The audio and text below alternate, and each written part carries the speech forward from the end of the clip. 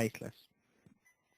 I guess it's because they are in a hurry and they have a million other patients waiting for them. But it makes me feel uncomfortable. For the first month or so, I asked the head cardiologist every time I saw him for a rough estimate of when I'd be able to leave. He never answered anything in a straightforward way, but told me to wait and see if the treatment and surgeries worked. So I had idly observed the scar that those surgeries left on my chest slowly change its appearance over time, thinking of it as some kind of omen. I still asked the head cardiologist about leaving, but my expectations are low enough that now that I'm not disappointed anymore when I don't get a reply. The way he shuffles around the answer shows that there's at least some hope. At some point I stopped watching TV. I don't know why, I just did. Maybe it was the wrong kind of escapism for my situation.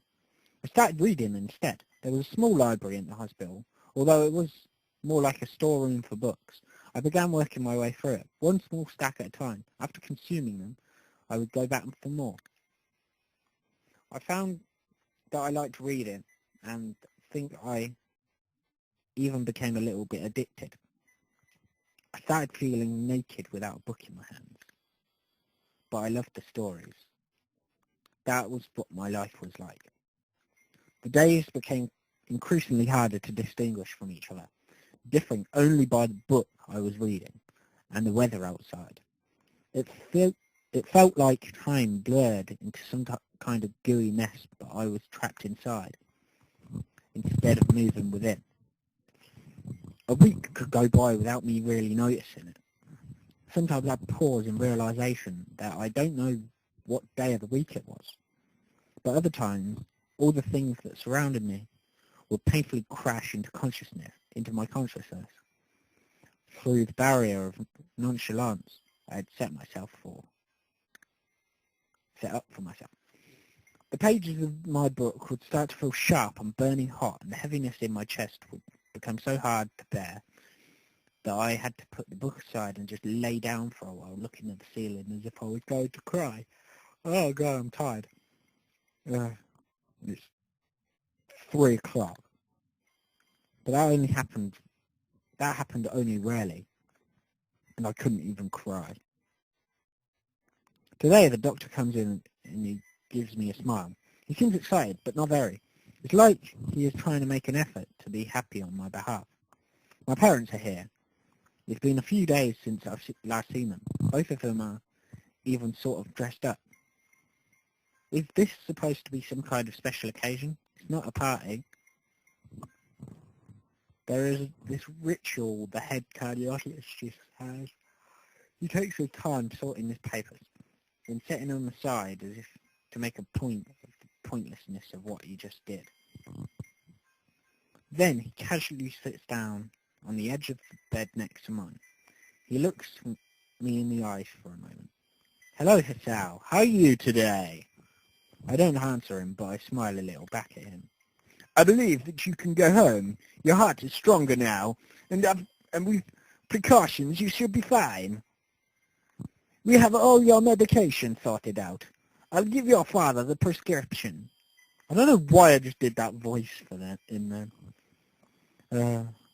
The doctor hands a sheet of paper to my dad, whose expression turns wooden as he reads it quickly. So many! I take it from his hand and take a look myself, feeling numb. How am I supposed to react to this? The absurdly long list of medications staring back at me from the paper seems unsurmountable. They all blend together in a sea of letters. This is insane!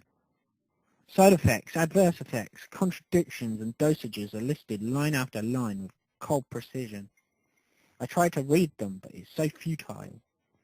I can't understand any of it. Attempting to only makes me feel sicker. All this for the rest of my life, every day? I'm afraid that's the best we can do at this point.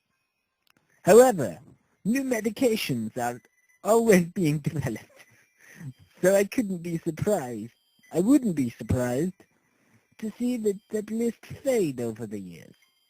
Years? What kind of confidence booster is that? I'd have felt better if he hadn't said anything at all. Also, I've spoken with your parents, and we believe it would be best if you don't return to your old school. What? Please calm down. Please calm down, Hassan. Listen to what the doctor has to say. Calm down? The way he says it tells me he knew full well that I wouldn't like it. Am I going to be homeschooled? Whatever of my concern shows, it's ignored. We all understand that your education is paramount.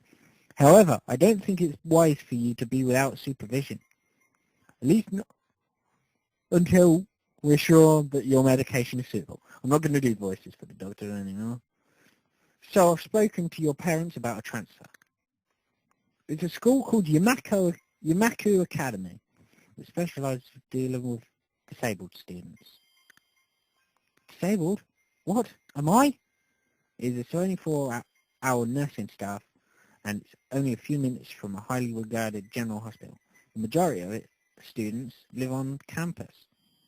I think I'm going to stop here. I'll see you guys next time. My name is Darkage42. Bam! Saved.